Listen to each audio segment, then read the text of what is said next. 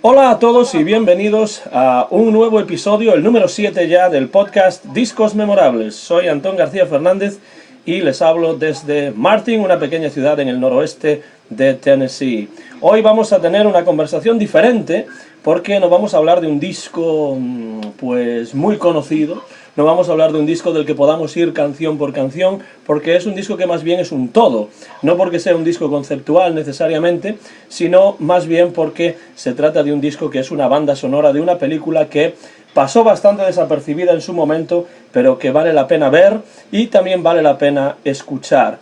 Y para este programa en el que hablamos acerca de discos que nos parecen memorables, tanto a mí como a nuestros invitados, pues tenemos a un invitado también muy especial, una persona que yo conozco desde hace un montón de tiempo, pero con el que he estado en contacto a través del Facebook más asiduamente en estos últimos años, y además nuestra relación se remonta a épocas precisamente que tienen mucho que ver con la radio en la ciudad de Vigo, en Galicia, en el noroeste de España.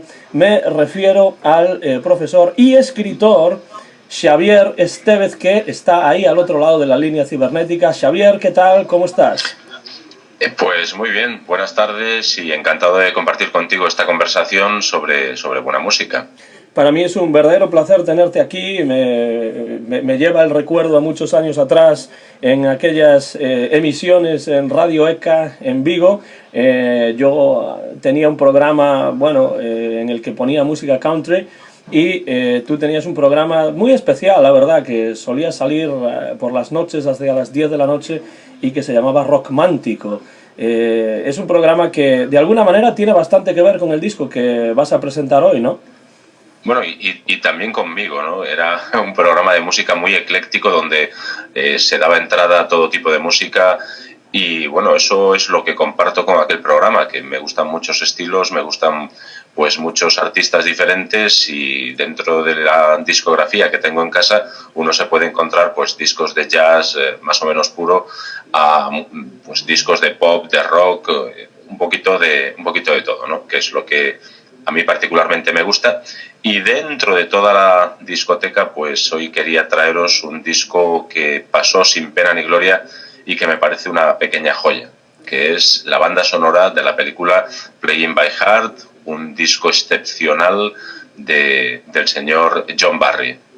Es un disco que es banda sonora de una película que, como dije antes, pasó bastante desapercibida en su momento. Salió en el año 1998, es decir, ya casi hace 20 años. Y yo no recuerdo realmente nada acerca de esta película, y me alegra mucho que traigas hoy el disco para hablar acerca de él, porque así podemos también hablar de la película, que yo tuve la oportunidad de ver hace un par de días. La traducción al español, ¿no?, del título de la película parece ser que no es muy correcta, o por lo menos no completamente correcta. Bueno, la traducción ha sido literal. Se ha traducido como Jugando con el Corazón, que es un título, pues, no sé, bastante ñoño quizás, que lleva un poco a engaño, pero bueno, aquí la traducción, ya te digo, ha sido literal y no han jugado con las posibles sombras que tenga la traducción entre el inglés y el castellano. Sí, que podría ser tocando de memoria, ¿no?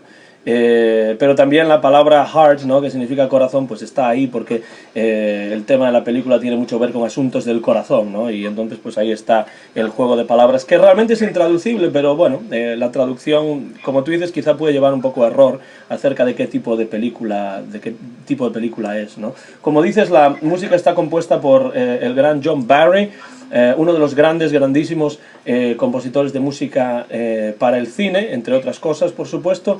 Xavier, ¿por qué razón has elegido este disco como un disco memorable para ti?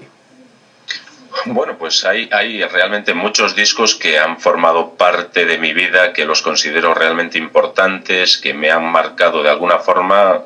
Podríamos citar, pues, por ejemplo, ese A Black and White Night de Roy Orbison, algún disco pues de Stevie Wonder, Bruce Springsteen. Sin embargo, este disco me ha acompañado durante muchos años y es un disco que, bueno, en algunas noches que a uno le apetece estar así, pues tranquilo, dejarse llevar por la música, las melodías, la combinación entre piano y vientos de este disco es realmente excepcional. Si además lo consideramos como un homenaje a Chet Baker, que es uno de los músicos que yo creo de jazz más importantes de toda la historia, un hombre que yo creo que alcanzó pues la perfección en su interpretación, por ejemplo, de My Funny Valentine, pues si además es un disco homenaje a Chet Baker, pues para mí es importante. Vi la película cuando salió en el cine hace ya pues bastantes años, es una película del año 99, había participado en el Festival de Berlín. La película me gustó, no es una película que vaya a pasar a la historia del cine. Me gustó, tenía algunos toques, la banda sonora, introducidos en la trama que me habían llamado la atención y me compré la banda sonora. La banda sonora de esta película, como otras muchas, es una combinación de grupos, cantantes metidos en un disco sin ningún criterio, donde podemos encontrar pues desde Moby a Bonnie Raitt, a Nene Cherry, a Morchiva, una banda sonora muy, muy complicada. Y finalmente un tema, Endgame, de John Barry. Sin embargo, poco después John Barry produjo él mismo este Playing by Heart, el disco que traemos hoy, un homenaje a Chet Baker con la trompeta de Chris Botti, que es otro de los grandes.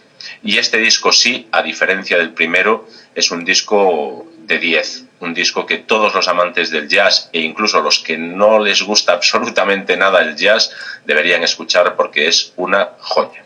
Y te iba a preguntar precisamente esto, porque cuando yo vi la película, después de haber escuchado el disco, cuando sugeriste este disco, Xavier, yo, bueno, pues escuché el disco, busqué la película y viendo la película me doy cuenta de que realmente no hay mucho de la música que aparece en este disco que realmente aparece en la película. Sí, me da la sensación de que el director, Willard Carroll, llamó a John Barry, le dijo, componga algún tema para esta película. John Barry decidió lanzarse hacia el jazz, que es un mundo que conoce bastante. Mezcló un jazz, yo creo que bastante clásico, con mucho swing, con unas melodías orquestales muy, muy de la manera de John Barry. Y yo creo que le gustó tanto la sensación, el resultado de estos 2-3 temas que introduce en la película, que finalmente dijo, bueno, tengo que hacer un disco entero con este camino que he iniciado, ¿no? Entonces coge 3 temas de Chet Baker, compone pues otra serie de temas, se reúne con unos músicos tremendos, Chris Botti pues al frente de ellos, y crea, yo creo que una de las mejores bandas sonoras que ha firmado este hombre, pues ganador, si no me equivoco, de 5 Oscars, ¿no? Hablemos brevemente de la película, si te parece, antes de pasar al disco. Es una película de estas que llaman los críticos, ¿no? Una película de personajes o una película coral, ¿no? Porque hay muchos personajes diferentes y además hay en esta película muchos actores y actrices de gran renombre, como Gillian Anderson, Ellen Burstyn, Sean Connery está ahí, Angelina Jolie, Dennis Quaid incluso, Jenna Rowlands, Jon Stewart, que es más conocido por su trabajo en la televisión realmente que en el cine, Madeleine Stowe. Es decir, es una película con grandes estrellas o, bueno, actores y actrices muy conocidos de Hollywood. Pero si tuvieses que describir esta película, Xavier, a alguien que no la haya visto, ¿qué tipo de película es Playing by Heart? Bueno, es una película que sigue un poco el cine coral muy característico de los años 90, ¿no? Que había abierto quizás Robert Altman con sus Vidas cruzadas, que continuó pues Lawrence Kasdan con aquella película de título Grand Canyon. Magnolia, 1 o 2 años después de esta misma, son películas con muchos personajes que se entremezclan y en este caso pues son 6 historias de amor absolutamente diferentes que se van a ir entrelazando entre ellas hasta llevarnos a un final entre comillas, sorpresa, un final donde uno realmente descubre cuál es el hilo conductor de toda la película y qué es lo que une a todos los personajes que han salido, ¿no? Creo que el éxito de la película es sobre todo el elenco de actores, como tú dices, de primerísima fila, sobre todo Angelina Jolie, que yo creo que es su mejor película, o por lo menos una de las mejores que ha hecho. Y de hecho, bueno, yo creo que en esta película es cuando realmente demuestra que es una actriz, y a partir de ahí va a encadenar a lo largo de los siguientes años películas que la llevaron al estrellato. Aquí todavía era una actriz desconocida, había hecho un telefilm televisivo, yo creo que con bastante éxito, Gia, otro papel pues realmente interesante de esta mujer, pero en Jugando con el Corazón, en este Playing by Heart, realmente demuestra que puede ser una actriz versátil, una actriz con bueno, unas buenas características interpretativas, y a partir de aquí le llegará el éxito. El director pues da una muestra de talento muy efímera, de hecho no volverá a hacer prácticamente nada en su vida laboral, por lo menos no de este calibre, pero bueno, por lo menos tiene este hit, como se dice en el mundo de la música, One Hit Wonder, tiene esta muestra de talento que es Playing by Heart, donde es capaz de reunir a este grupo de actores y sacar unas interpretaciones realmente creíbles. No es una película que tenga grandes golpes de efectos, es una película sobre todo que se asienta muy bien en los diálogos, unos diálogos bien construidos, unas relaciones entre los personajes realmente estables, unas relaciones creíbles, y una película que, siendo muy sencilla, pues yo creo que está pues a la altura de la película de Robert Altman que decíamos antes, o de Crash de Paul Haggis, ¿no? Otra película coral posterior a esta, siguiendo un poco la estela de estas películas de muchos personajes entrelazados.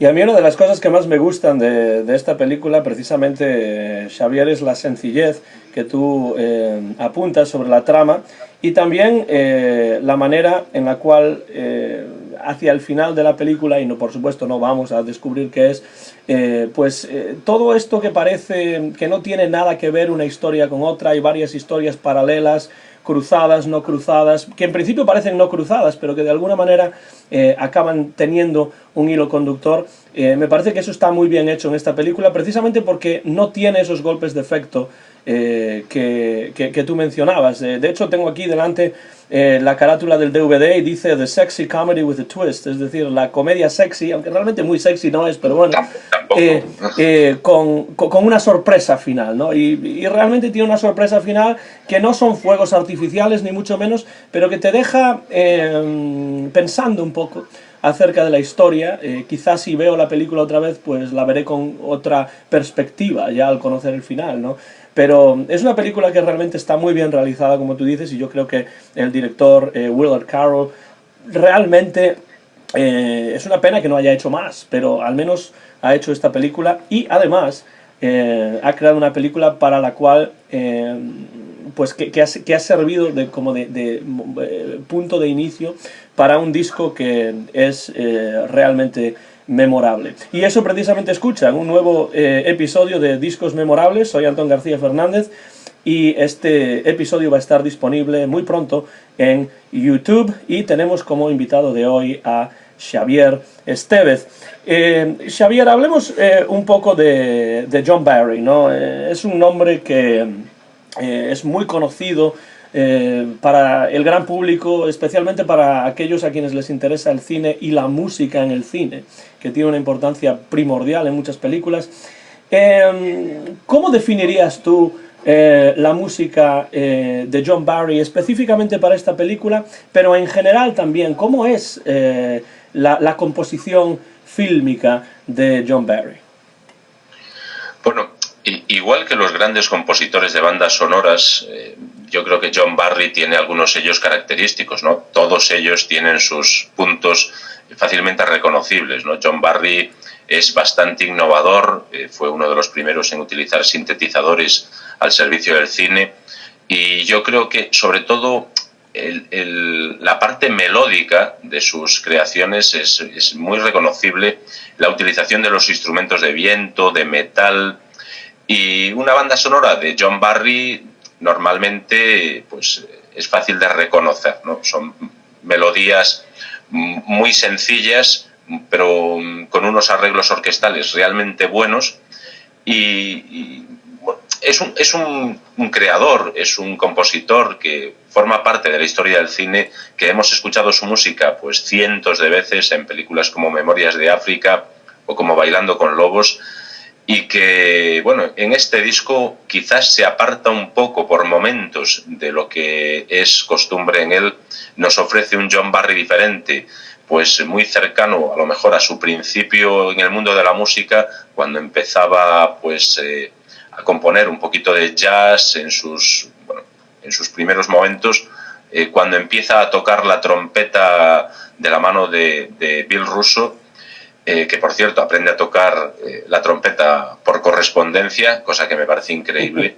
Y es un John Barry que se parece más a los primeros tiempos, a sus primeros arreglos, que no al John Barry pues, de Bailando con Lobos o de James Bond, ¿no? Que es quizás una de las composiciones que le ha llevado al estrellato musical. En este caso yo creo que hay que acercarse a este disco sin prejuicios, sin buscar al John Barry de los grandes momentos, y dejarse simplemente llevar por esta fantástica mezcla entre el jazz, los instrumentos de cuerda, el piano aquí pues realmente magistral, y es un disco que va a sorprender tanto a los amantes del jazz, como decía antes, como a aquellos que no les gusta este estilo de música. Y también que a quienes recordamos tu programa Rockmántico, ¿no? En Radio ECA, de hace ya tantos años, pues yo cuando escuché el disco realmente pensé en el programa ya directamente, porque dije, este es el tipo de música que cabría muy bien dentro de ese programa, ¿no? Sí, o sea, una música totalmente nocturna, totalmente pues sentimental, pero sin caer en excesos, y sobre todo una música yo creo que perfecta para en una penumbra cerrar los ojos y dejar que la música nos envuelva y nos conduzca a otros lugares, ¿no? Es un disco pues sorprendente, sobre todo porque es un disco muy desconocido. Dentro de las grandes bandas sonoras que ha firmado John Barry, y tiene un montón de ellas, este disco pues ha pasado sin pena ni gloria, y realmente me da pena porque es uno de sus, yo creo que de sus mejores momentos. A mí me gusta lo que dices de una suerte de vuelta a los orígenes de John Barry, ¿no? Porque escuchando este disco sí que vemos esa influencia jazzística tan importante dentro de su música, porque él empezó siendo arreglista para big bands, ¿no? En Inglaterra, él nació en York, en el norte de Inglaterra, y bueno, siempre tuvo un enorme interés por el jazz, y esta película, Playing by Heart, le da la oportunidad de volver a esos orígenes y de inspirarse en la música de jazz tan querida para él, pero no en cualquier tipo de jazz, ¿no? Porque en este caso el tipo de jazz al que se acerca John Barry en esta banda sonora es más bien ese jazz cool de los años 50, ¿no? Que gente como Stan Getz, Al Cohn, Jerry Mulligan y por supuesto el gran Chet Baker, entre otros, estaban produciendo en la costa oeste de los Estados Unidos. Y esto nos lleva, ¿no?, a la figura del gran trompetista, uno de los trompetistas por excelencia dentro de la historia del jazz, que es Chet Baker, que curiosamente, viendo la película, Chet Baker no tiene tampoco mucha importancia dentro de la película, ¿no?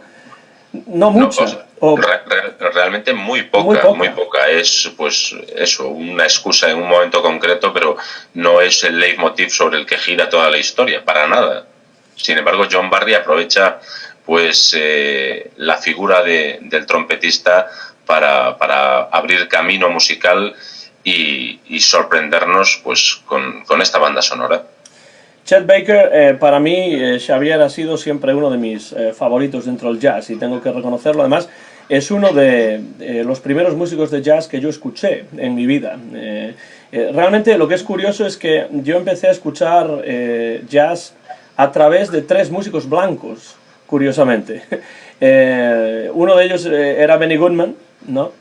el otro era Bill Evans, el pianista, y también recuerdo perfectamente escuchar ese disco que se llama Chet Baker Sings, en el que canta Chet Baker y también toca la trompeta de una manera maravillosa.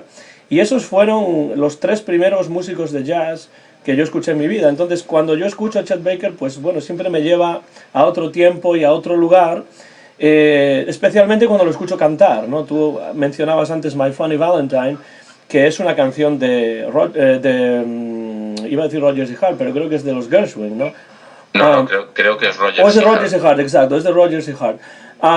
Y es una de esas canciones que, a pesar de que también la grabó Sinatra muy bien y bueno, muchos otros cantantes de pop y de jazz de la época, yo siempre que la escucho pienso en la versión de Chet Baker. Chet Baker yo creo que coge la canción de Rodgers y Hart de, bueno, si no me equivoco, de 1937, y yo creo que consigue llevarla a donde nadie la había llevado, ¿no? La convierte, más que un estándar de la música americana, la convierte en la música con mayúsculas. O sea, una música que, una vez que escuchas esa canción de la mano de Chet Baker, ya no puedes volver a escucharla en otra versión. O sea, todo lo demás lo vas a comparar con la versión de Chet Baker. De hecho, es la versión que está incluida en el Registro Nacional de la Biblioteca del Congreso americana, ¿no? La versión de Chet Baker yo creo que es la mejor versión que se ha hecho, y se han hecho más de 1000 versiones, y es una versión que yo creo que le hubiera encantado a los compositores de este tema del musical Babes in Arms. Una versión, pues, donde no se puede poner ningún pero, realmente, tanto a nivel musical como a nivel vocal. Es una delicia escuchar a Chet Baker. Y es curioso que sea precisamente una canción de Richard Rodgers y Lawrence Hart de la que estemos hablando en relación con Chet Baker, porque fueron siempre 2 compositores que aunaron en sus composiciones juntos, ¿no? Pues por una parte la tradición y por otra parte la modernidad, ¿no? Y yo creo que esto es algo que se nota también cuando escuchamos a Chet Baker tocar la trompeta y cuando lo escuchamos cantar, ¿no? Porque My Funny Valentine tiene una letra bastante compleja de cantar, con algunas palabras como unphotographable, que no son realmente palabras, son neologismos inventados por Lawrence Hart, que era un verdadero poeta, uno de los grandes letristas del Great American Songbook, ¿no? del songbook americano, y realmente se necesita a un cantante que aúne la tradición y la modernidad, como también lo hacía Sinatra, por otra parte, ¿no? Y no es, además, casual, por tanto, que si vemos el disco de Chet Baker Sings, ¿no? Nos encontramos en él con muchas canciones que hace Chet Baker que ya había hecho Sinatra anteriormente, ¿no? Entonces, una de las cosas que a mí siempre me interesan de Chet Baker, o que siempre me parecen sorprendentes cuando escucho sobre todo sus discos de los años 50, es esta unión de tradición y modernidad, ¿no? El sonido más clásico con el sonido cool de la costa oeste un poco más moderno, ¿no? Entonces My Funny Valentine, que por cierto no está en este disco, no está, pero, efectivamente. Pero bueno, es una de las canciones que para mí me parecen magistrales de las muchas que grabó, tanto cantando como tocando la trompeta, Chet Baker, ¿no? Si hablamos del disco, si hablamos por ejemplo de los temas que el propio John Barry compuso para este disco, me da a mí la sensación, no sé qué piensas tú, Xavier, de que lo que le interesaba a John Barry en esta película en particular, o en este proyecto discográfico, digamos, porque no tiene totalmente que ver con la película únicamente, ¿no? Lo que le interesaba era crear un ambiente, ¿no? Era crear una atmósfera de un cierto tipo, más tranquila, más calmada, y yo creo que lo que consigue es crear una música que, para quienes conocemos a Chet Baker, realmente cuando escuchamos a Chris Botti tocar esta trompeta, no podemos pensar en otro que no sea Chet, ¿no? Y no es, o sea, no es casualidad tampoco los 3 temas de Chet Baker que se introducen en este disco, ¿no? Tanto Tenderly como You Go to My Head o This Foolish Thing son 3 estándares de la música, además de la música, digamos, tradicional, entre comillas, del jazz. O sea, estamos hablando de temas de los años 30, principios de los 40, que han tenido múltiples versiones, que han llegado a altos puestos de las listas, pues tanto de jazz como a veces de las listas generalistas.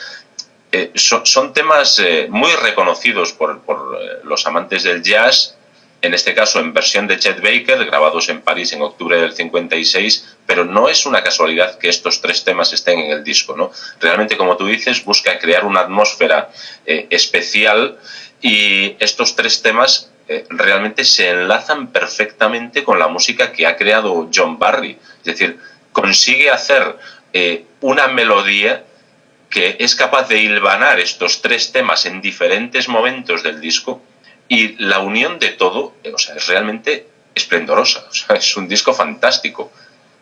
Son además esos 3 temas, precisamente, Xavier, y espero no ser pesado en esto, temas que ya había también grabado Sinatra anteriormente. Me refería ya no solamente a los que aparecen en el disco Chet Baker Sings, sino que estos 3 precisamente los había grabado Sinatra, al menos el You Go to My Head y These Foolish Things, en su época de Columbia.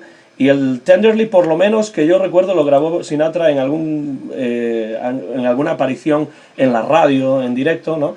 Y Chet Baker, pues sí, los hizo en ese periplo europeo, ¿no?, que tuvo Chet Baker durante parte de su carrera. De su vida. Sí. Que esto nos lleva a hablar también de una cuestión que es muy interesante en cuanto a los músicos de jazz durante los años 50, los años 60, incluso en los 70. Muchos de ellos tenían más éxito en esos momentos en Europa del éxito que realmente tenían en su propio país, en los Estados Unidos, aquí donde estoy yo, ¿no?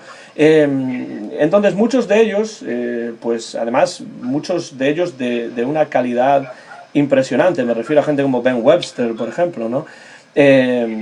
Tuvieron que viajar, en algunos casos incluso asentarse, quedarse a vivir en Europa, porque ahí tenían mayor reconocimiento y mayor popularidad para su tipo de música que en su propio país. Es decir, eran más profetas fuera de su tierra que en su tierra, ¿no?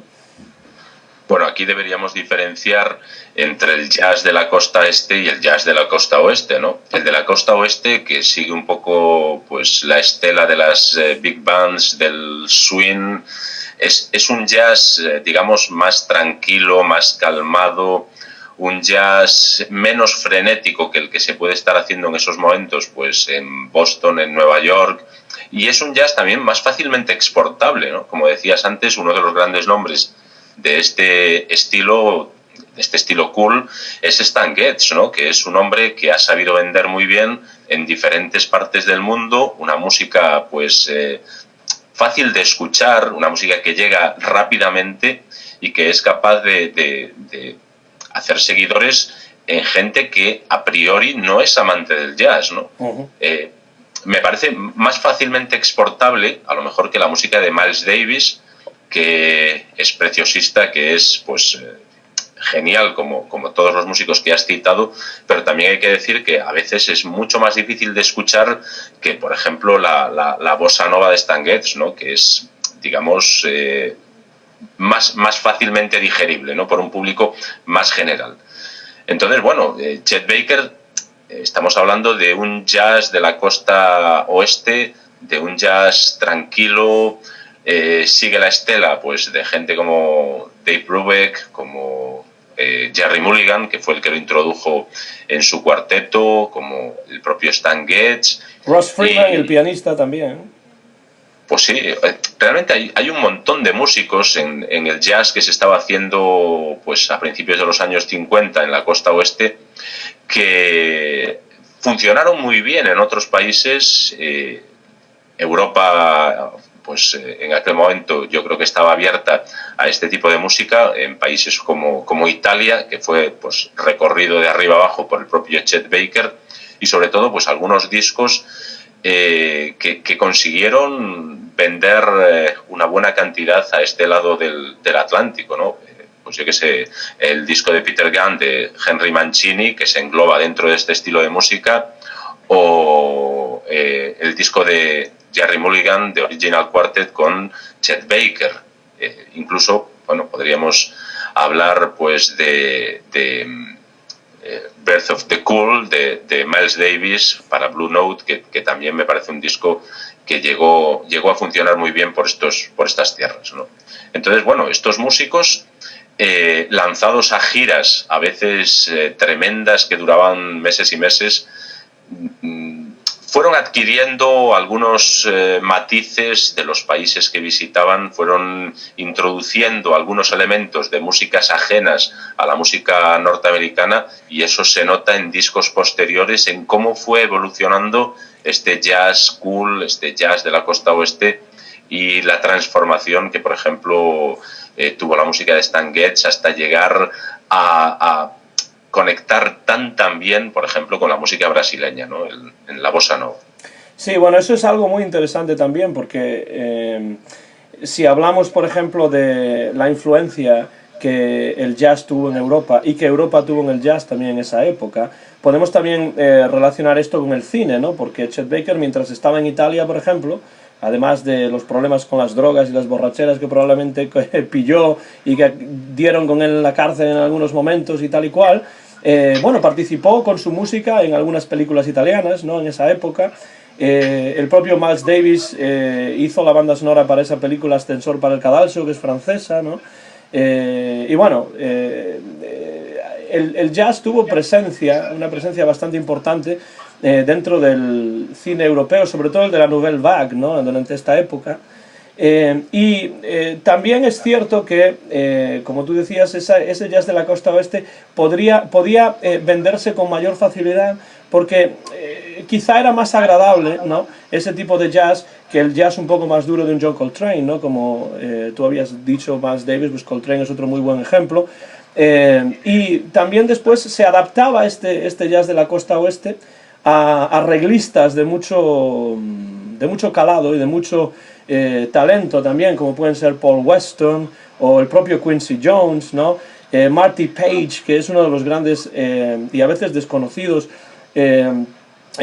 arreglistas, orquestadores de la época, ¿no? Buddy Bregman, que es otro que murió hace bastante poco, pero todos estos tenían una influencia de un sonido cool de la costa oeste que sabían introducir en sus orquestaciones y que daba color a un jazz quizá mucho más que se podía consumir con mucha mayor facilidad, tanto en Estados Unidos como en Europa, pero por alguna razón en Europa había mayor receptividad, sobre todo a finales de los años 50, principios de los años 60, que es la época en la que, bueno, la escena musical estadounidense pues cambia completamente con la llegada del rock and roll y estilos semejantes. Pero ya que tú hablabas, Xavier, de la bossa nova, sin duda una cosa que es interesante es la capacidad de estos músicos de jazz para, ya no digo solamente experimentar, sino introducir en su música algunas tendencias musicales que después van a tener muchísima importancia.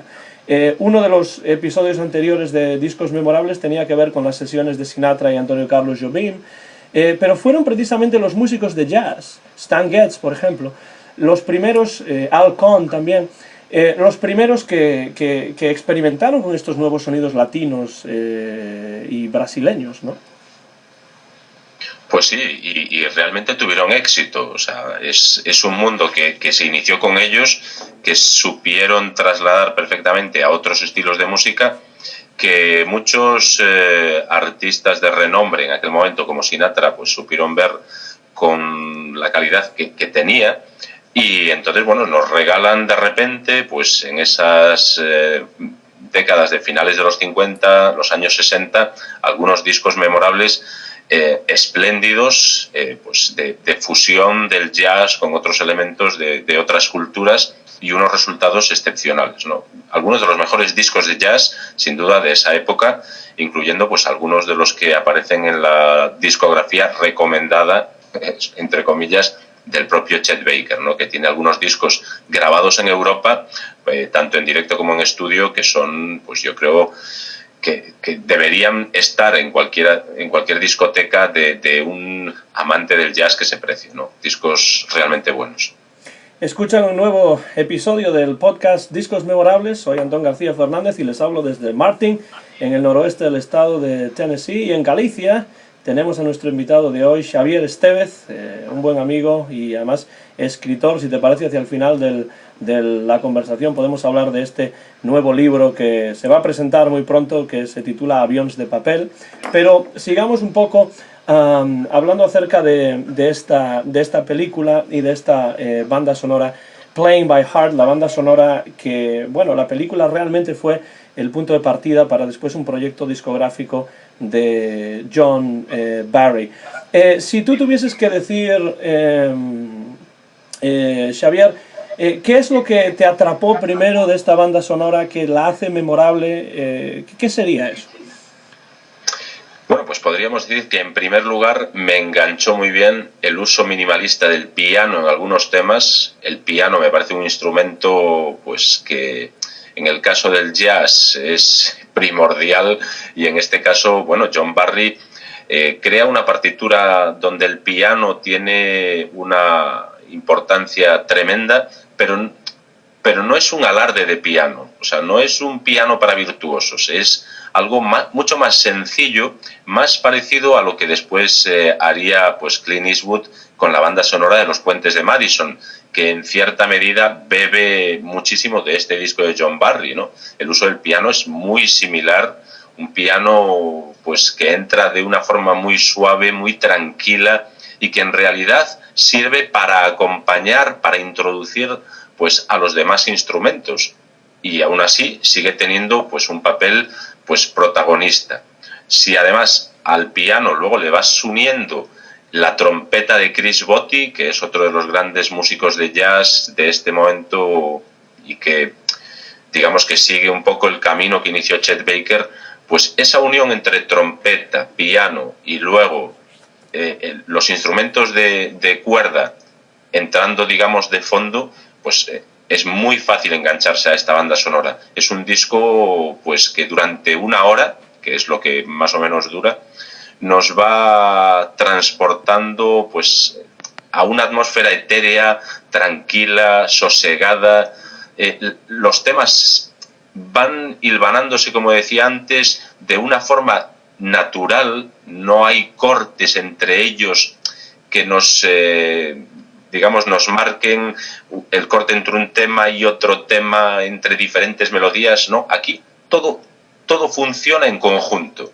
Entramos en el disco con ese Remembering Chet, lo acompañamos hasta el tema 14, que es, digamos, el que le da título a la película, Playing by Heart, y durante esa hora la melodía, los diferentes instrumentos nos han ido conduciendo por la misma senda. No hay cortes, es un camino que tenemos que recorrer y que, como decía antes, es facilísimo engancharse a este disco porque es un disco soberbio.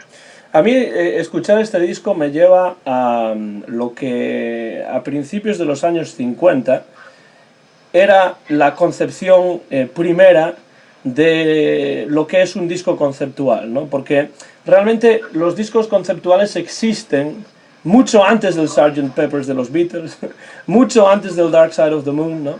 Y otros discos conceptuales que son conocidos y, bueno, que a todo el mundo, incluido a mí, les parecen maravillosos. Pero realmente el Sgt. Pepper's de los Beatles o el Pet Sounds de los Beach Boys no son el inicio de lo que es el disco conceptual, ¿no? El disco conceptual se inicia en el momento en el que los LPs, ¿no? El long playing empieza a ser más importante dentro del mercado discográfico estadounidense, y eso es a principios de los años 50. Entonces, realmente en esa época, hasta esa época, perdón, los LPs iniciales habían sido realmente colecciones de singles, ¿no? Y por eso se llamaban álbumes también, ¿no? Porque eran colecciones de temas que habían salido ya en single y que se unían todas en un disco más largo, ¿no? Que era el LP. Pero con la llegada de principios de los años 50 y sobre todo con la llegada de ese espectacular In the Wee Small Hours de Frank Sinatra,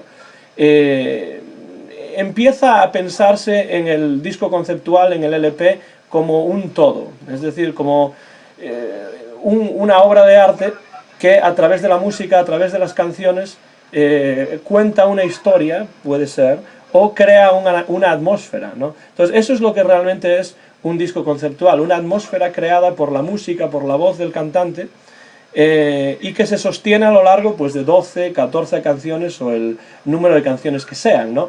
En ese sentido, a mí me parece que este disco de John Barry, Playing by Heart, más que otras bandas sonoras suyas y de otros, se ajusta a esa definición de lo que en los años 50 se entendía como disco conceptual. No sé qué te parece a ti.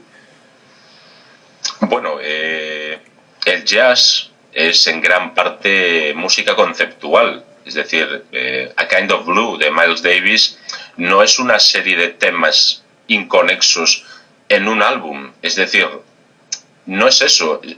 Todos los temas van unidos y uno, para entender el álbum, tiene que escucharlo en su totalidad. Bien es cierto que hoy en día estamos mucho más acostumbrados a escuchar canciones sueltas que a escuchar álbumes completos, entre otros motivos porque la vida actual no nos da el tiempo suficiente como para sentarnos con calma y disfrutar de un disco de principio a fin. Pero recordemos que cuando la música era en vinilo, hablabas tú de los long plays, de los LPs, eso sí se hacía. Sí se hacía, es decir, el mundo era menos frenético, menos caótico, no había smartphone, la televisión no nos llenaba la cabeza como ahora mismo, y entonces ese tiempo, pues una gran parte se pasaba disfrutando discos que iban pues de mano en mano, porque aquellos discos se prestaban, se disfrutaban en compañía, etcétera, etcétera. Entonces, el disco conceptual se introduce dentro del mundo del jazz y nos da pues algunos ejemplos muy buenos, y Chet Baker pretende hacer con este Playing by Heart algo parecido. En otras bandas sonoras lo que me da la sensación es de que crea una hermosa melodía a la que luego moldea de diferentes formas, pero es una melodía en diferentes versiones, pues con diferentes arreglos, pero el disco al final se reduce a algo muy simple. En este disco yo creo que John Barry huye de eso y lo que hace es crear 14 temas, bueno, en este caso saquemos los 3 de Chet Baker, crea 11 temas diferentes, pero que van conectados unos con otros de una manera realmente mágica, tan mágica que cuando uno escucha el disco pues seguido, se queda, pues yo creo que enamorado de la música que ha hecho John Barry, ¿no? Incluso, como decía antes, los 3 temas de Chet Baker, ese Tenderly, You Go to My Head y These Foolish Things, parecen haber sido creados para estar introducidos en este otro disco. Parecen hechos a medida de la atmósfera que crea John Barry en este álbum, ¿no? Un álbum que recomendamos, pues a todos los amantes de la buena música, porque yo creo que es uno de los últimos trabajos de John Barry, tristemente, pero uno de los de más calidad. O sea, uno de los trabajos de John Barry que no fue nominado al Oscar como otras de las bandas sonoras que creó, pero que bien podría haberlo sido porque es de lo mejor que ha hecho este hombre. Y realmente creo que tienes razón en lo que dices, porque quien no se dé cuenta, escuchando el disco, y a mí me pasó, cuando lo puse al principio, ¿no? La primera vez que lo escuché, no sabía que iba a haber música del propio Chet Baker en el disco, ¿no? Y cuando uno lo escucha, casi le da la sensación de que los temas de Chet Baker están hechos para participar en este todo, y no al revés, porque obviamente los temas de Chet Baker están grabados anteriormente a la composición de esta banda sonora. Pero es cierto lo que dices y es curioso lo bien que lo consigue hacer John Barry en este caso, porque da la sensación casi de que, bueno, pues cuando se compuso esto, Chet Baker estaba todavía vivo y participó en este proyecto, cosa que no es así, ¿no? Pero sí es cierto que el disco en sí, como homenaje a Chet Baker, realmente no tiene precio. Chris Botti es, yo creo, un músico interesante porque es cierto que tiene pues manerismos, ¿no? de la música de Chet Baker. Está claro que está influido por la música de Chet Baker, pero obviamente no está intentando copiar a Chet Baker cuando toca. Es un músico que a mí siempre me ha parecido muy interesante, un poco en la línea de Chet Baker, de Bobby Hackett y estos trompetistas así más suaves, más tranquilos, ¿no? Dentro del jazz de los años 50 y 60 y tal. Pero es un músico que a veces se le critica un poco por ser como una... recuerdo haber leído un artículo en el que alguien decía que Chris Botti era como el Kenny G de la trompeta. Hombre, yo creo que es un poco exagerado, ¿no? Porque estamos hablando de un músico brillante, ¿no? Kenny G también lo es. Ha conseguido crear su propio estilo, un estilo que ha funcionado muy bien pues a nivel público general, pero eso no es desdeñable, ¿no? Yo creo que pues Kenny G también es un gran músico.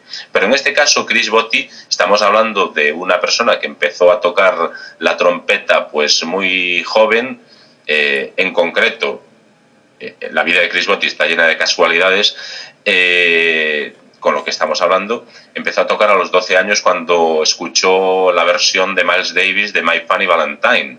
Volvemos de nuevo al estándar musical, que dejó la universidad para hacer una pequeña gira con Frank Sinatra, de nuevo otro de los grandes. Y estamos hablando de uno de los trompetistas de estudio más importantes de Estados Unidos, un hombre que ha tocado con Paul Simon, con Bette Midler, con Johnny Mitchell, con Aretha Franklin, con Natalie Cole, con Sting, uno de los que participaron, pues para mí, uno de los mejores discos de Sting, aquel que grabó pues el triste 11 de septiembre de 2001, All This Time, un disco en directo grabado en la Toscana italiana. Y Chris Botti, yo creo que tiene una reputación como músico de jazz que a veces se ha introducido en la música pop, que ha sido capaz de fusionar los dos estilos, pero eso yo creo que no habla mal de Chris Botti como músico, ¿no? Al revés, es un músico que deja puertas abiertas por las que a veces le gusta transitar y salirse un poco del jazz tradicional, ¿no? Yo creo que la elección de John Barry, de Chris Botti, para incorporarlo a este disco de homenaje a Chet Baker, yo creo que es obligatorio. Es decir, ahora mismo en la actualidad pocos trompetistas pueden igualar a Botti en versátil, en virtuoso de la trompeta, y de hecho, como tú dices, la transición entre la trompeta de Botti y la trompeta de Chet Baker es inapreciable. O sea, los tres temas de Chet Baker no son reconocibles fácilmente si uno está escuchando este disco sin prestar atención a cuál es el corte que se está escuchando en ese momento, ¿no? Sí, yo hablaba de esto casi como una anécdota, ¿no? Porque yo desde luego no estoy de acuerdo con el crítico cualquiera que sea que haya dicho eso, porque como tú dices, la palabra para mí es versatilidad, ¿no? Cuando se trata de hablar de Chris Botti, porque es un hombre que, yo creo que tiene un dominio del instrumento como muy pocos trompetistas en la actualidad, y sobre todo sabe tocar la trompeta dentro del jazz o fuera del jazz de diferentes maneras, ¿no? Y muchas veces se tiende a criticar a estos músicos de jazz pues porque no son lo suficientemente puros, ¿no? Pero es que a lo largo de la historia del jazz los músicos no se mantuvieron necesariamente puros a las tradiciones desde el principio, ¿no? Si no, no habría habido evolución de ninguna manera. Y lo que realmente es interesante para mí, entre muchas otras cosas, ¿no?, dentro de la historia del jazz, pues son las diferentes revoluciones que tuvieron lugar a lo largo de los años y que tuvieron que ver con una serie de músicos pues que ya estaban cansados de tocar siempre de la misma manera y que con respeto y conocimiento de las raíces pues intentaron hacer algo nuevo y algo diferente. Si no fuese así, no habría cool jazz, no habría bebop, no habría incluso el free jazz de Ornette Coleman y compañía, ¿no? Entonces a mí me parece que dentro del jazz, teniendo en cuenta que es una música que en estos momentos se está quedando pues relegada a las universidades y a una especie de élite cultural, ¿no?, que es una pena, porque esa no es la idea del jazz desde sus inicios. El jazz es una música popular, puramente popular, que no tiene por qué ser analizada, que no ha sido creada para ser analizada y diseccionada como si fuese una sonata de Beethoven, ¿no? Pero realmente en estos momentos actuales a eso está siendo relegado el jazz, pero la historia del jazz nos significa una cita con una serie de músicos que realmente son innovadores y que han fusionado diferentes cosas dentro del jazz, el jazz con otras corrientes, y es una de las razones de que el jazz sea, pues, tenga, yo creo, una atracción universal, porque es una música que verdaderamente se ha convertido en una música universal a lo largo de los años.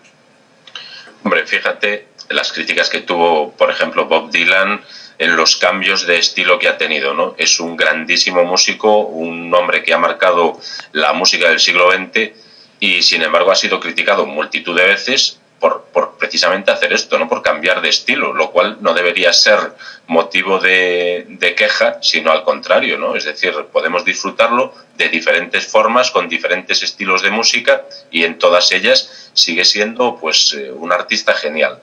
Con el jazz pasa lo mismo, ¿no? Y podríamos discutir un día, si te apetece, sobre hacia dónde está derivando la cultura musical, porque realmente, pues, entre las nuevas generaciones yo creo que hay un desconocimiento brutal de todo lo anterior al año 2000. O sea, pero ya no hace falta retrotraernos a las primeras décadas del siglo XX, ¿no? Sino cosas muy posteriores.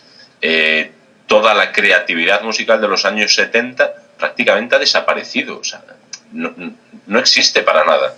Las radiofórmulas están vendiendo, pues, una música actual que, bueno, por lo menos para mí, en muchos casos carece de la mínima calidad, ¿no? Y sin embargo no se está volviendo la vista atrás hacia lo que se estaba haciendo antes, hacia el primer rock, hacia el soul de los años 60 o hacia el jazz de los años 50. Simplemente ha sido barrido completamente y es como si no existiera, ¿no? Es decir, a las generaciones actuales hablarles de un Chet Baker o de un Dave Brubeck es como hablarles de un extraterrestre, o sea, un desconocimiento brutal, y es realmente preocupante. Sí, bueno, curiosamente hoy en una clase de español que estaba dando por la mañana, pues salía el nombre de Gloria Estefan, que no es santo de mi devoción, debo reconocer, pero ninguno de los estudiantes en la clase conocía ese nombre. Y no es un nombre tan antiguo, no nos estamos retrotrayendo a los años 20 o 30, 40 o 50, ¿no? Entonces, yo creo que tienes razón en lo que dices, y me gustaría saber, ya que has sacado el tema, si te parece quizá que esto tiene algo que ver con la explosión de Internet, ¿no? Porque es cierto que hay mucho más acceso a la información ahora, teniendo Internet a nuestra disposición, ¿no? Pero al mismo tiempo también, curiosamente, esta explosión de información quizá hace que para algunas personas, quizá más jóvenes, las generaciones más jóvenes a las que tú hacías referencia, les sea más difícil tener una visión más global de lo que es en este caso pues la historia de la música o la historia de la literatura o incluso la historia con mayúsculas, ¿no? Da la sensación de que a las personas les han introducido un déficit de atención gigantesco. Nuestra atención está siendo mermada, pero en cantidades enormes. Entonces, solo prestamos atención en breves momentos, en periodos de tiempo muy cortos. Escuchamos una canción, 2 canciones, pero somos incapaces de sentarnos y escuchar un disco entero. Estamos acostumbrados a vídeos de YouTube que duran muy pocos minutos. Los libros, pues, a ser posibles, reducidos. Y todo lo que no sea estrictamente actual, pues lo abandonamos y no nos interesa para nada, ¿no? Entonces yo creo que sí, que tiene que ver con Internet, con esta velocidad que el mundo ha adquirido últimamente, que todo se hace deprisa, que todo es de consumo rápido, que no hay tiempo para la reflexión y, bueno, o sea, yo no me considero tan mayor, ¿no? Nací en el año 69, pero, o sea, sí recuerdo la infancia y la juventud, que no teníamos móviles, que no teníamos internet, como, bueno, la posibilidad de poder ver películas en el cine, películas en la tele o poder escuchar álbums en su totalidad, dedicar tiempo a escuchar un disco. Tu hermano, tu amigo, un familiar te dejaba el último álbum que se había comprado y tú lo escuchabas y lo reverenciabas. Luego te podía gustar o no gustar, pero realmente prestabas atención a lo que estabas haciendo, ¿no? Ahora da la sensación de que sale pues el último hit de Beyoncé, de Shakira o de quien sea, escuchas la canción, ya ni siquiera todo el álbum, y ya está, ¿no? Y luego la repites de forma machacona. Es curioso, ¿no? Es curioso porque se está perdiendo un mundo cultural que parece que tiende a extinguirse, ¿no? Y es realmente triste que grandes pues autores, tanto de literatura como de música, como de cine, pues vayan a desaparecer, salvo para una minoría realmente pues con inquietud cultural, pero que desde mi punto de vista no es suficiente, ¿no? Yo creo que las nuevas generaciones sí que deberían disfrutar de la cultura de otra forma, no de la que se está haciendo ahora. Es cierto que esto de por ejemplo, alguien que saque una canción y que tenga éxito y después ese éxito se acabe, y esto ocurría pues con los One Hit Wonders, ¿no? De los que tú hablabas antes, pero quizá tenía un poco que ver con el propio músico o cantante, más que con el propio sistema, ¿no? Quiero decir que si piensas, por ejemplo, en los músicos de jazz clásicos, ¿no? Han tenido carreras que en muchos casos pues se pueden contabilizar en décadas de longitud, ¿no? Quiero decir que muchos de estos músicos de jazz tienen un montón de discos grabados a lo largo de muchas décadas diferentes, ¿no? Pensemos en Duke Ellington, Miles Davis, el propio Chet Baker, incluso cantantes populares como Frank Sinatra, como Bing Crosby, como pues bueno, cualquiera que puedas, los propios Beatles, ¿no? Quiero decir que son carreras que me parece a mí que durante esa época, los años 40, 50, 60, incluso en los 70, pues las casas discográficas quizá tenían mayor paciencia con algunos de sus músicos, ¿no? No se buscaba quizá que ya el primer disco tuviese el éxito, y si no lo tenía pues ya no se podían grabar más. Me da la sensación de que quizá en eso sí ha cambiado un poco el mundo de la música. Y también hay que tener en cuenta que, bueno, ahora con las descargas gratuitas y todas esas cosas y el streaming y tal y cual, pues el consumo musical también ha cambiado notablemente, ¿no? Y quizá eso tenga algo que ver también con esta situación, que además tiene mucho que ver de nuevo con la aparición de Internet. Sí, también las discográficas apostaban por la experimentación, cosa que ahora no lo hacen, ¿no? Es decir, ahora se juega sobre una apuesta segura, sabemos lo que está funcionando y lo vamos a repetir porque es lo que funciona, ¿no? Y vamos a ir a por la ganancia asegurada. Hace décadas podían arriesgar más, apostar por artistas que a priori no serían tan rentables y sacar discos que, como tú dices, podían incluso no vender, pero que musicalmente eran realmente buenos, ¿no? Así es como músicos como Chet Baker tenían carreras, como tú dices, a lo largo de décadas. Chet Baker tiene discos desde principios de los años 50 hasta finales de los años 80, ¿no? Hasta su fallecimiento. Estamos hablando de 30 años de una cantidad de discos enorme, tanto en directo como en estudio, ¿no? Y a pesar de ser, pues digamos, un artista pues que tuvo momentos realmente complicados por culpa de las drogas, ¿no? Pero siguió haciendo discos.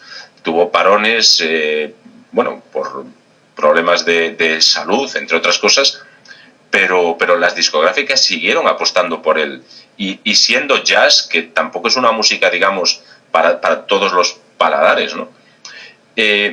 Hoy en día el negocio ha cambiado completamente y me llama poderosamente la atención porque, sin embargo, o sea, a nivel calle, digamos, yo creo que pocas épocas han tenido tantos músicos buenos como esta. Es decir, hoy en día, o sea, nos encontramos con grupos de adolescentes haciendo música que tienen un talento pero descomunal, gente que está haciendo cosas increíbles que pueden ser más o menos conocidos a través de Internet, pero que no acaban de alcanzar, digamos, el camino que deberían llevar, porque las discográficas no apuestan por gente desconocida, ¿no? O sea, uno tiene que pegar un pelotazo muy fuerte en YouTube para que llegue una discográfica y saque un álbum, ¿no? Entonces, bueno, es curioso, ¿no? Como, sin embargo, o sea, yo creo que nunca ha habido tanta gente en conservatorios, tanta gente aprendiendo instrumentos, tanta gente haciendo, pues, grupos de rock, de pop o de lo que sea, con un talento tremendo, pero sin cultura musical. Es curiosísimo.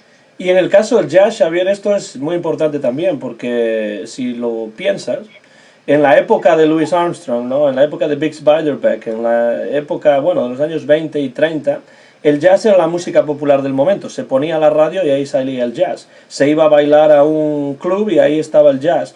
En el cine ahí estaba el jazz. Entonces era la música pop del momento, ¿no? Pero no era una música que estuviese necesariamente estudiada en conservatorios, que estuviese estudiada en las universidades. No había, pues, no se podía uno especializar en jazz como carrera musical en una universidad, cosa que ahora sí es posible, aquí en los Estados Unidos por lo menos, ¿no? Y entonces lo que yo veo es que nos encontramos con una serie de músicos muy buenos técnicamente, quizá mejores técnicamente que muchos de los clásicos, ¿no? En sus instrumentos, desde un punto de vista técnico y musical, ¿no? Pero quizá les falta a algunos de estos músicos pues ese conocimiento de lo que son las raíces de la música, o de lo que son la historia, la evolución, las diferentes revoluciones a lo largo de la historia del jazz, y yo creo que eso tiene un impacto negativo en sus estilos, en la música que después ellos producen, ¿no? Yo escribo en inglés y en español algunos blogs sobre jazz, y de vez en cuando pues algunos músicos y algunas discográficas me envían discos para ver si me interesan para escribir algún artículo o algo así, ¿no?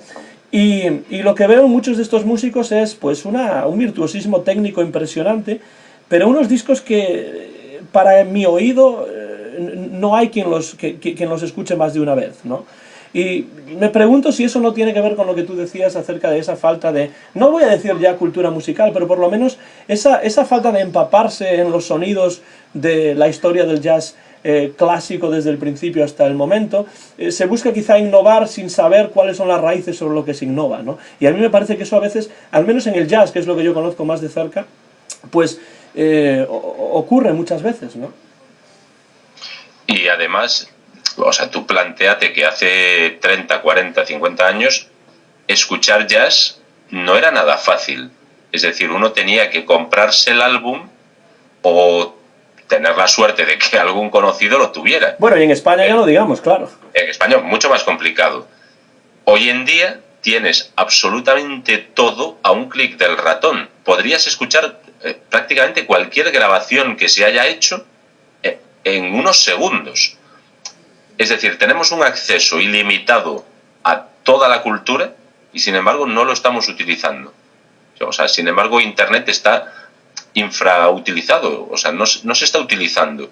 Y lo que tú dices, es decir, para conseguir ser un buen músico, o para conseguir ser un buen escritor, o para ser un buen cineasta, uno debería primero empaparse de lo que se ha hecho con anterioridad.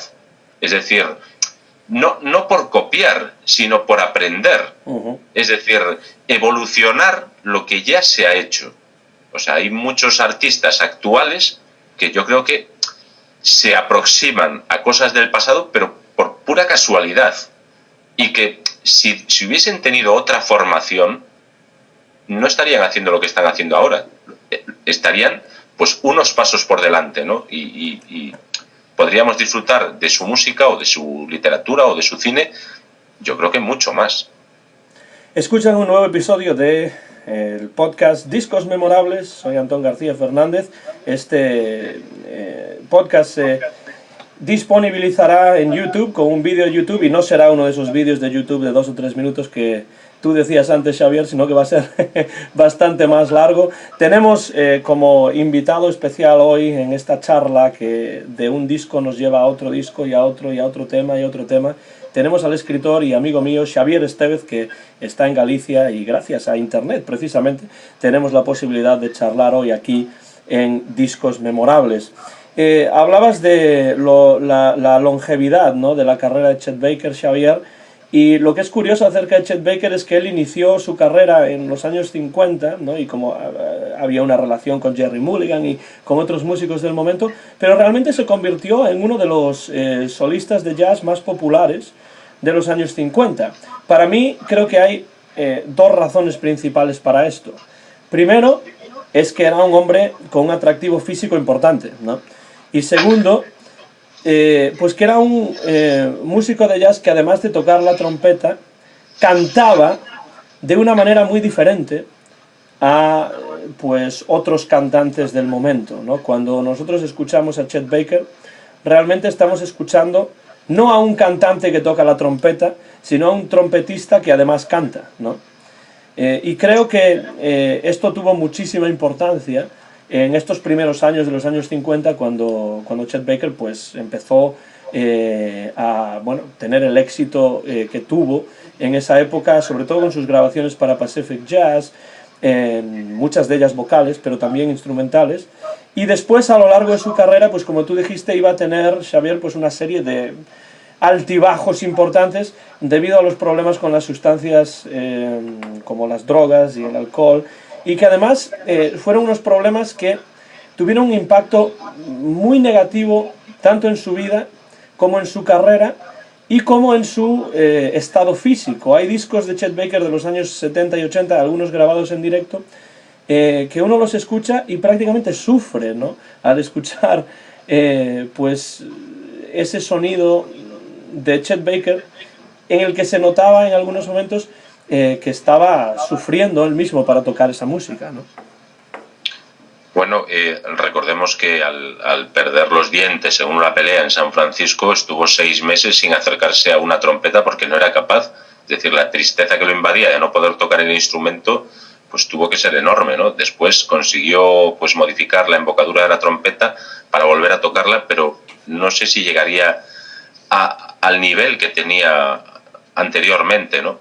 Tenemos un maravilloso documental filmado por Bruce Weber, Let's Get Lost, donde nos habla de Chet Baker, de sus sombras, de su lado, digamos, oscuro. Y viendo el documental yo creo que uno se da cuenta perfectamente de por qué este hombre realmente triunfó, porque tiene un atractivo magnético. Es una persona que al verla tocar, al escuchar su música, uno se siente fascinado, o sea, se siente rápidamente atraído por el personaje, porque no deja de ser un personaje. El Chet Baker real yo creo que es muy difícil de conocer, ¿no? Chet Baker se fusiona con la música de una forma tan perfecta que se convierte en su propio mito, ¿no? Es uno de los grandes mitos de la música, como le puede suceder pues a María Callas a otro nivel, pues que al verlo tocar, al escuchar su música, o sea, es innegable el grandísimo atractivo que tiene, ¿no? Un hombre que lo fue todo en el mundo del jazz, que tuvo su época, digamos, brillante en sus comienzos en los años 50 con Gerry Mulligan y también con su cuarteto, porque recordemos que la unión con Mulligan duró muy poquito, duró un año. Después a Mulligan lo metieron en la cárcel también por problemas con los estupefacientes, pero que luego inició el señor Baker un camino autodestructivo pues que es increíble. No sé si es porque nos sentimos atraídos por Los Ángeles Caídos, pero lo cierto es que el personaje es tremendamente atractivo, ¿no? Tenía una voz maravillosa, tenía pues una voz que enganchaba. No era una voz digamos, de cantante que ha sabido pulir el instrumento hasta convertirlo pues en una cosa maravillosa, sino que el don que tiene Chet Baker es la facilidad con la que hace cosas tremendamente difíciles. Uh-huh. O sea, tanto a la hora de cantar como a la hora de tocar la trompeta, ¿no? Un personaje curioso, ¿no? También recomiendo otra película en torno a Chet Baker, que es Born to be Blue, con uno de mis actores preferidos, que es Ethan Hawke. La película es de Robert Boudreau de 2015 y, bueno, no entra en la parte, digamos, fácil de la vida de Chet Baker, sino que se centra un poco en esa parte oscura, ¿no? En la parte enferma, en la parte del fondo al que llega Chet Baker con las drogas, en esa autodestrucción que lo lleva durante años a vagar por el desierto musical. Y la película, pues yo creo que está también a la altura del documental, y son dos cintas que nos acercan a Chet Baker de una forma diferente a leer la biografía en un libro, ¿no? Pero de todos modos, la mejor manera de acercarse a este hombre es a través de sus discos y, sobre todo, para mí, de sus primeros discos, de esos años 50 en que el jazz se abre camino a través de la costa oeste y descubre talentos como los de Baker, ¿no? Y es que el jazz, además, a través de personajes como Chet Baker, como Billie Holiday, ¿no? Incluso Bix Beiderbecke al principio de la historia del jazz, es un estilo de música que, además de sus sonidos, además de sus músicos, además de su historia, crea una mitología también, ¿no? Una mitología que ha sido, pues, muy fructífera, ¿no? En su, digamos, influencia sobre otros tipos de arte, ¿no? Durante el siglo XX. La influencia del jazz en el cine, pues, es innegable, ¿no? Ya no solamente porque tengamos documentales acerca de músicos de jazz, ya no solo porque, pues, en muchas películas de los años 40 nos encontremos el jazz como banda sonora, ¿no? Pero porque realmente la figura del músico de jazz ha interesado a muchos directores, ¿no? Tenemos, por ejemplo, la película El trompetista con Kirk Douglas, ¿no? Young Man with a Horn, en la versión original en inglés, que supuestamente está basada en la vida de Bix Beiderbecke, el cornetista, ¿no? De los años 20 y 30. Tenemos, por ejemplo, grandes películas sobre jazz como pueden ser Round Midnight, ahí sale Dexter Gordon, ¿no? Y por supuesto, esa para mí muy buena película de Clint Eastwood que se llama Bird, ¿no? Sobre la figura del también genial Charlie Parker, que es otro de estos mitos ya de la historia del jazz, que va mucho más allá de que te pueda interesar la música o te parezca innovadora o interesante su música. Es que la figura de Billie Holiday, de Duke Ellington, de Charlie Parker, que también se autodestruyó de la misma manera o de manera similar a como lo haría después Chet Baker, crea una mitología que realmente da muchísimo juego para escritores también, como los de la generación Beat, ¿no? Gente como William Burroughs o Jack Kerouac o Allen Ginsberg, ¿no? Que realmente sus textos están sazonados, ¿no? Con música de jazz también, con un estilo que le debe muchísimo al jazz dentro de la literatura y también dentro del cine, ¿no? Incluso dentro de la pintura, de la fotografía, es decir, hay una influencia del jazz como casi mito, ¿no? Mitología dentro del arte del siglo XX. Pues parte importante de la cultura que, como decíamos antes, tristemente se está relegando pues a una minoría muy minoritaria, y que, bueno, cada vez hay más obras maestras del jazz que poco a poco se irán olvidando, nombres propios que van cayendo en el olvido y de los que muy poca gente se acuerda ya, y realmente es una pena, ¿no? No sé, por poner nombres, Teddy Wilson, que fue uno de los que grabó You Go to My Head, no sé, hay un montón de personas que consiguieron hacer cosas importantes en el mundo de la música y que poquito a poco se van olvidando, se van perdiendo, y con ellos yo creo que se pierde una parte importante de la esencia del siglo XX, ¿no? Que no fue hace tanto, y sin embargo pues ya se ha cubierto de una niebla y poco a poco lo iremos perdiendo, ¿no? Chet Baker sigue presente para mucha gente, pero yo creo que para la mayoría de las nuevas generaciones es alguien completamente olvidado. Y por suerte, para quien nos interesa este tipo de música, pues tenemos las grabaciones ahí, ¿no? Que esto es algo que a mí me parece muy importante, la posibilidad de preservar esas grabaciones para que no se pierdan y para que podamos seguir disfrutando de ellas. Pues no sé, ya estamos en el año 2017, hace 100 años en estos momentos de la primera grabación oficial, ¿no?, de la historia del jazz, esa Original Dixieland Jazz Band, ¿no? Es decir, es un estilo de música que su historia grabada cuenta ya un siglo completo, ¿no? Entonces ahí tenemos un universo prácticamente inagotable, tocado ya no solamente dentro de los Estados Unidos, sino pues en todos los rincones diferentes del mundo. En Escandinavia, por ejemplo, en Europa, hay magníficos músicos de jazz en estos momentos, en España también los hay, en Galicia, ¿no? Y entonces realmente es un universo prácticamente inagotable, este universo del jazz, ¿no? Y a mí, también como a ti, me da pena que algunas de estos nombres se vayan olvidando y se vayan perdiendo. Espero que, bueno, programas como el que estamos haciendo hoy y sobre todo discos como este Playing by Heart pues ayuden un poco a que no se olvide la figura de Chet Baker y la música de jazz, ¿no?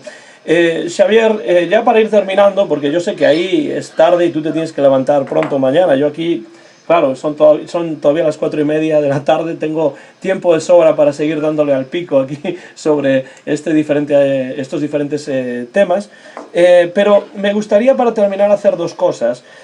Primero, ya que habíamos dicho que esta película Playing by Heart de Willard Carroll pasó absolutamente desapercibida, no solamente en España, sino aquí también en los Estados Unidos, si tú tuvieses que animar a alguien a que se acerque a esta película, ¿qué le dirías?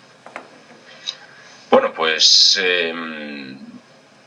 es una película que va a gustar fácilmente porque la historia es bastante atractiva, es una película sencilla, pero sobre todo diría que deberíamos verla por el elenco de actores tan increíble que tiene, ¿no? Poder ver en la misma película a Ellen Burstyn, a Sean Connery, a Ryan Phillip o a Dennis Quaid, a Gina Rowland, es una película que tiene un reparto coral de primera fila. Además, para mí, podríamos decir que es prácticamente la despedida de Sean Connery del mundo del cine, porque después de este Playing by Heart hizo Descubriendo a Forrester, que es otra buena película, pero bueno, luego cierra su carrera cinematográfica con La Liga de los Hombres Extraordinarios, que es para echarse a llorar. Entonces, bueno, es prácticamente el testamento de Sean Connery, es este Playing by Heart.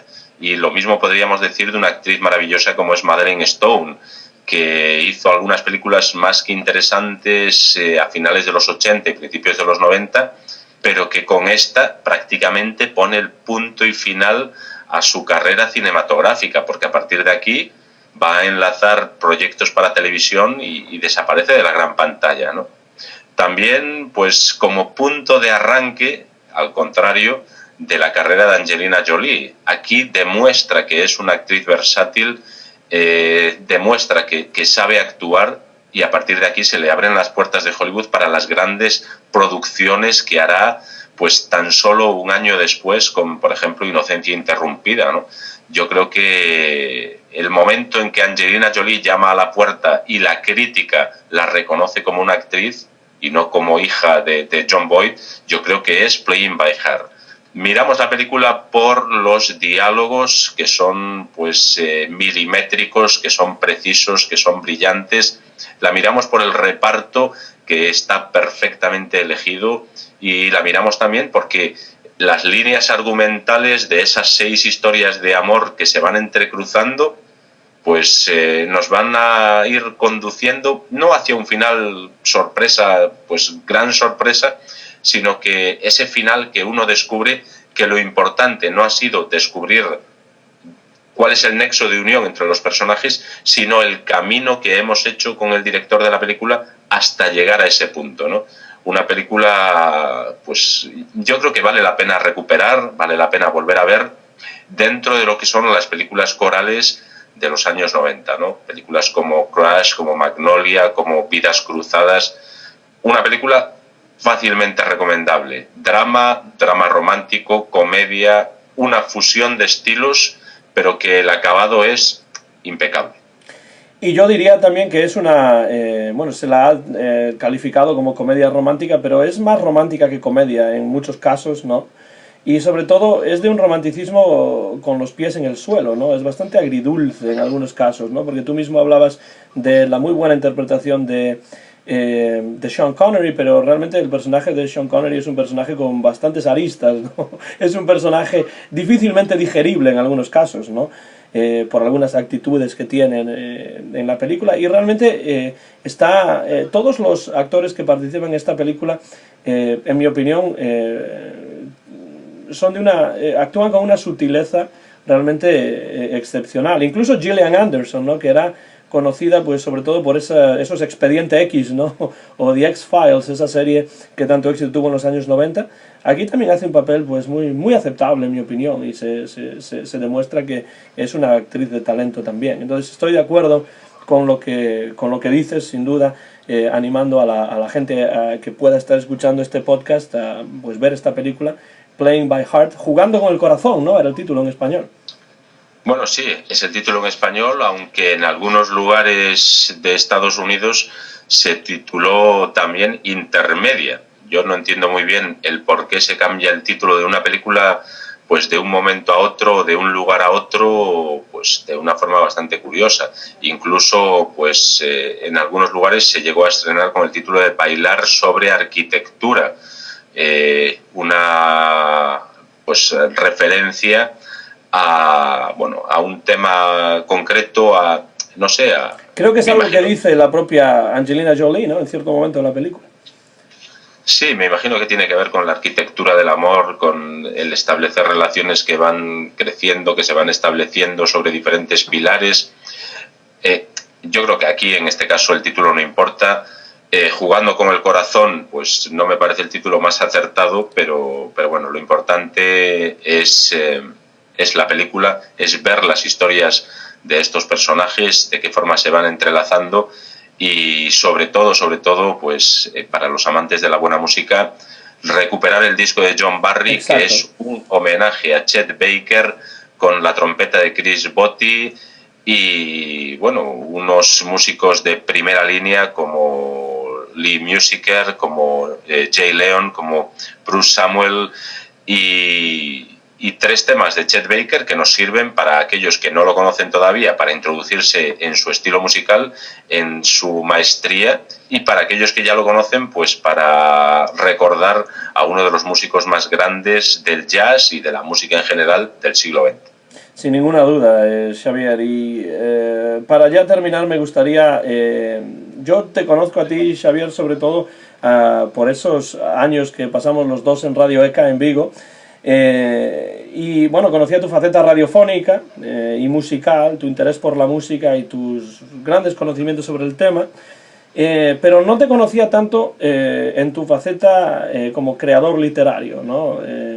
Pero realmente ha sido, bueno, en los últimos años una muy grata sorpresa para mí conocer tu faceta como escritor. Y me gustaría para terminar que me explicases rápidamente pues 2 cosas. Primero, ¿cómo empezaste a escribir, cosa que yo no conocía de ti? Y segundo, ¿qué nos puedes decir sobre ese nuevo libro titulado Avions de papel que se va a presentar muy pronto ahí en Galicia? Bueno, debo decir que lo de escribir va con el sentido común prácticamente, ¿no? Que mis primeros cuentos yo creo que son de los 9 años, 10 años, y a partir de ahí pues he escrito toda mi vida pequeñas cosas, pequeñas historias, pequeños cuentos, que más o menos hace 10 años ya me lancé a escribir algunas historias un poco más largas que sorprendentemente fueron publicadas. Y nada, me gusta mucho escribir, lo hago desde siempre, y el último libro que he escrito, que es un libro pues destinado a un público infantil, juvenil, es la historia de unos niños que descubren unos grafitis en una ciudad, unos grafitis que les llaman poderosamente la atención, y deciden pues descubrir cuál es la mano que está detrás de esas pinturas. Es una historia sencilla, pero donde quise introducir grandes pinceladas de cultura en general, no para hacerlo de una forma didáctica, que no me parece que la literatura deba ser la literatura infantil didáctica, ¿no? Sino como abrir ventanas a que pudieran descubrir pues algunos elementos de la cultura a los que quizás no les han prestado demasiada atención, ¿no? Entonces, bueno, en ese libro se introduce pues alguna canción de Leonard Cohen, se introducen pintores como Hopper, se introduce gente que está haciendo grafitis pues a nivel internacional, como Natalia Rack, nombres que van saliendo dentro de la trama y que yo creo que abren la posibilidad de que los lectores puedan pues teclear en internet a ver quién es este señor o esta señora y descubran pues un mundo al que quizás no conocían y que les puede abrir pues bueno, yo creo que una parte de la cultura importante, ¿no? Como es la cultura urbana en cuanto a pintura o la música de las últimas décadas con gente como Bob Dylan o como Leonard Cohen, ¿no? Y obviamente no he leído todavía el libro, pero seguramente estará sazonado también con un poco de suspense, ¿no? En la trama, por lo que cuentas. Sí.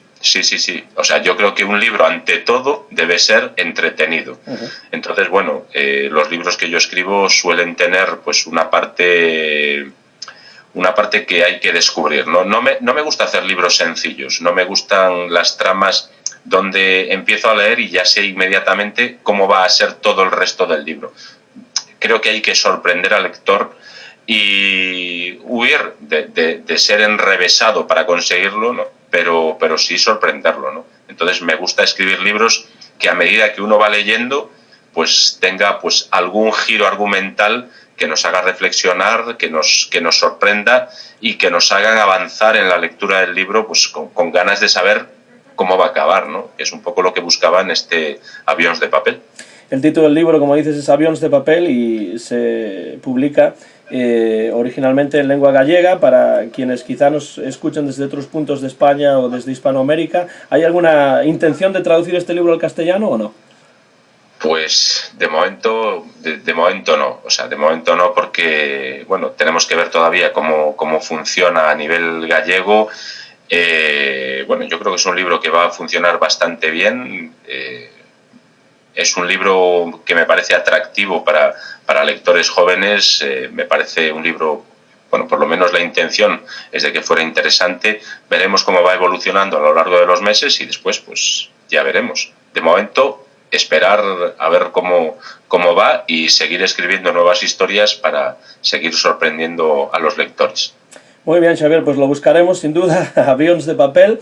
Y de nuevo tengo que decirte que ha sido un verdadero placer para mí poder tenerte aquí charlando conmigo y participando en este episodio de Discos Memorables. Te agradezco pues que nos hayas ofrecido este tiempo y ha sido para mí una charla pues muy gratificante. Espero que en un futuro próximo pues puedas volver por estas ondas no radiofónicas pero cibernéticas, ¿no? Bueno, pues estaré encantado de que me vuelvas a invitar a charlar sobre buenos discos. Tengo aquí cerca pues muchos álbums, yo creo que más que interesantes, de gente de la talla de Tete Montoliu, por ejemplo, o de Patricia Barber, que también nos encanta. Discos muy diferentes de rock, de jazz, de country. Y bueno, será un placer que nos vuelvas a invitar a hablar de buenos álbums, de buena música y nada, de momento pues saludar a todos los oyentes que tienes a lo largo del mundo e invitarlos de nuevo a que descubran este disco de John Barry, Jugando con el Corazón. Muchas gracias, ese es el título del disco, Playing by Heart, de John Barry, un homenaje musical a Chet Baker a partir de la película Playing by Heart de Willard Carroll. Esto ha sido un nuevo episodio del podcast Discos Memorables. Soy Antón García Fernández, lo hemos grabado en directo desde la pequeña ciudad de Martin, en el estado de Tennessee, en los Estados Unidos de América. El copyright es de Antón García Fernández, año 2017. Nuestro invitado de hoy ha sido el escritor gallego Xavier Estévez. Muchas gracias, Xavier, y hasta siempre.